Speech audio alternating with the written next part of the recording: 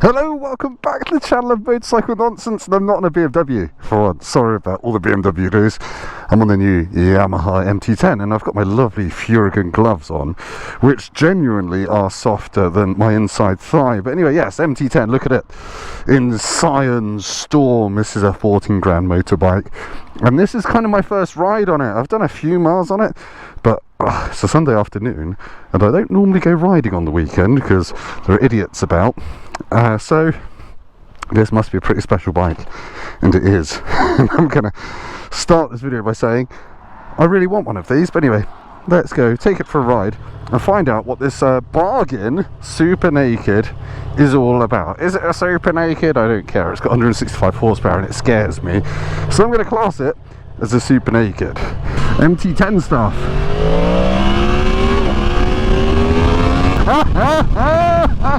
This bike, if you read all the reviews on the internet, is all about that engine, that 998cc B4 crossplane thing from the R1, or for some reason, if you're an American, the YZF R1. We all know it's called the YZF R1 or YZF R1, but you don't need to say that bit, just call it the R1. But anyway, this bike isn't all about that engine. I've only done about 30 miles on this bike, and I can tell you this is actually a beautifully rounded package of enjoyment that would make even the most thick-skinned camel ejaculate with pleasure. It is got a nice chassis, it's got a beautiful chassis, it rails around corners in a way that only American journalists could possibly mention. But at the same time, it's comfortable and it's got an engine note to die for. It's got all the tech you would want. It's got stonk, and there we go. You don't need to watch the rest of this video.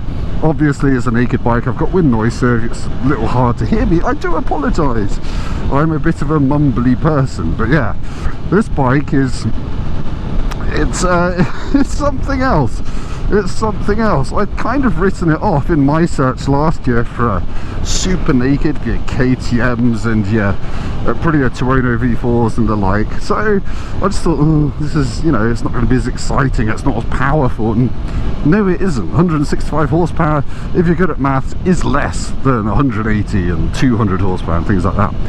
But it really doesn't matter on the road. Why did I nod at a McLaren? You don't nod at supercars, but anyway, I did. It is the Goodwood Festival of Speed this weekend, which is why we're quite likely to see some nice cars. I was actually there earlier this morning with my girlfriend and kids, saw all the Ducati MotoGP bikes, saw Sebastian Vettel being a legend with long floppy hair. It's a great event. But yeah, this MT-10, it's 14 grand, a bit over 14 grand for this, the non-SP version. The SP version is £2,300 more, and just feels like a lot of bike for the money in 2023 when a pint of milk costs the same as a ton of caviar. Alright, there might be quite a lot of flipping between that GoPro and my chin GoPro for reasons of engine performance. I should probably take it a bit easy. This bike's only got 300 miles on it, but it just feels like one of those bikes that you get an immediate good vibe from. But coming to this corner at 60, you don't even think of slowing down. On my KTM, I'd be having a little bit of a confidence break. This rails. It feels solid in a way that reminds me of the S1000 Singular, which is a very good bike, one that I rate quite highly. But yeah, there's just a directness to this, and also a connection between your right hand and the engine that makes me feel of my old Ducati 1198. Make me feel of it, to make me think of it. Hello cows. And it's got such a nice growly exhaust note, and the way it delivers its power is so linear. It is almost like an old Ducati V-twin. You kind of feel like the power pulses going to the back wheel, which is almost certainly nonsense and hyperbole, but it does feel like it really wants you to engage in riding it, and like it wants to go very fast, which is handy because, well, it can do that. It can go very fast, but you just want to hear that noise. I like it a lot. So for 2022, last year this bike got a major refresh It got some tweaks to everything, really. The electronics, the dashboard, the chassis, the shock was raised up, it got some new engine bits. But I've never ridden the old MT-10. I was always put off by the looks. I thought it had those kind of like boxed in headlights. Looked a little bit like Wally, except I didn't want to smash it in the face immediately as soon as I saw it, but I never rode one. This one, I quite like the looks of it. I think it looks handsome now, and I've got this weird thing that I might have mentioned on the channel before, an aesthetic blindness. I don't really care what things look like anymore. I care how they ride, how they make me feel.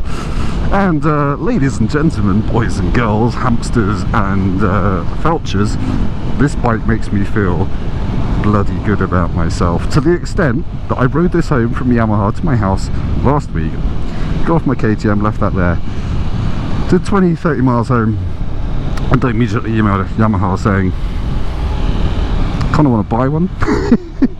Now if I buy one, I would get the SP purely because I'm a massive tart and I like adaptive electronic suspension, and the SP gets that, this doesn't. And I've not ridden the SP either yet, but apparently magic carpet ride comes up in the cliche bullshit bingo of motoring journalism. I like that. Yeah, and it's 2,300 more than this. I don't think that's a huge amount of money.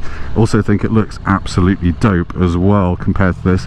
And there is one area of this bike that everyone whinges about, and I'm afraid, Yamaha, I'm going to have to stick the boot in a little bit here.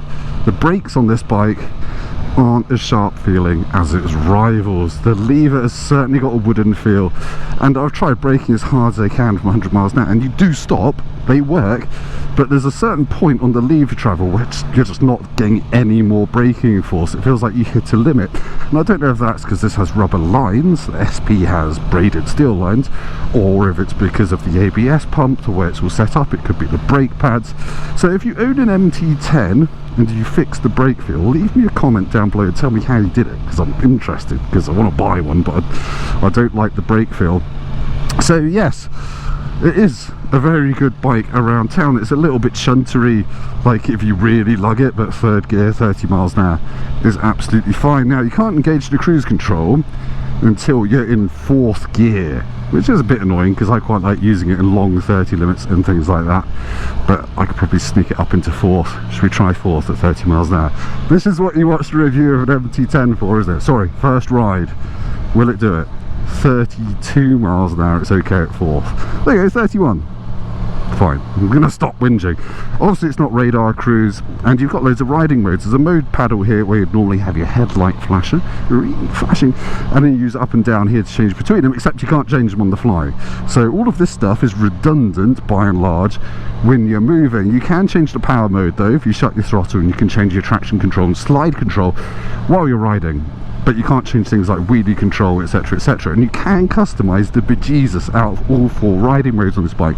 And what I especially love, if you've been watching the channel for a while, is the fact you can separate the traction control and wheelie control. In fact, they are separated. You can turn the wheelie control between level 1, 2 or off, and leave the traction control on, so you can do little wheelies like I like to do sometimes off the power. I'm a complete amateur, I don't hold on to them, I just like that feeling of the front coming up.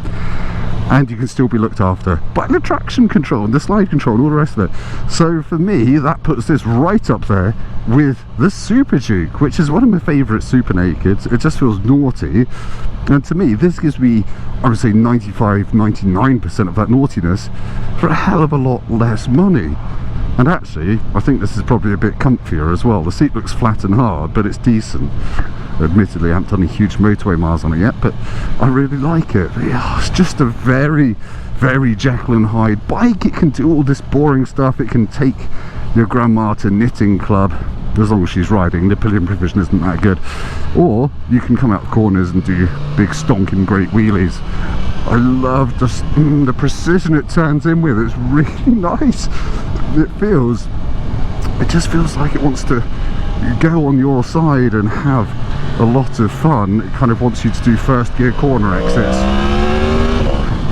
Then you hear that noise and you're like, yes, I want to do first gear corner exits as well. Now the gearing, you do spend a lot of time in first and second, which probably contributes to the fact that this only officially gets 41 mpg, and that's not a lot. And if that's the official claimed figure, then it's probably a bit worse when you're really spanking it like a beached whale at a beached whale spanking competition. That was dreadful.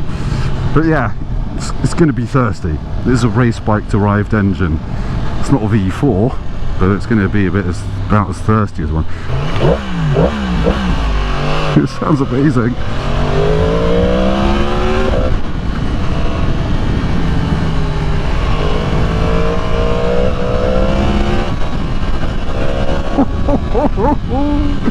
Now, the suspension, oh, there's the slightly crap brakes again. The suspension makes you feel connected to the road, but it's firm. I would say it is firm, and on this hella bumpy back road, it is probably going to get on your nerves. So if you live somewhere with lots of roads like this, and this is most of your riding, then again, I'd try the SP, but I can't vouch for that being a more compliant thing, but all the reports are that it is.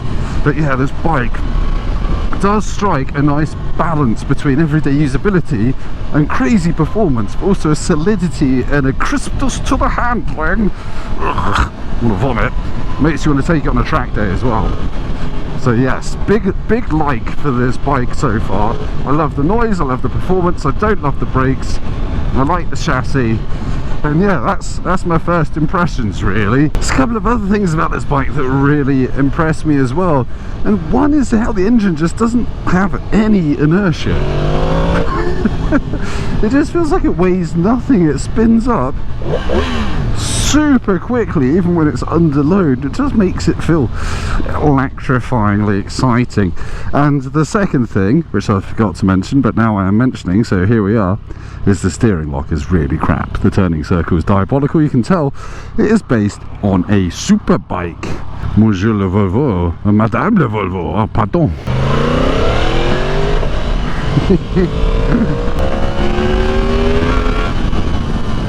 God, it's fast. It's really freaking fast.